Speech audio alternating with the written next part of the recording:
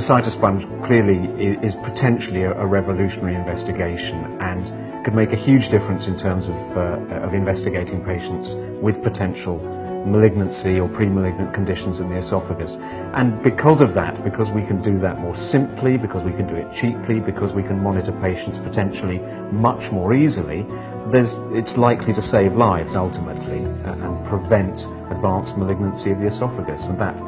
can only be a good thing.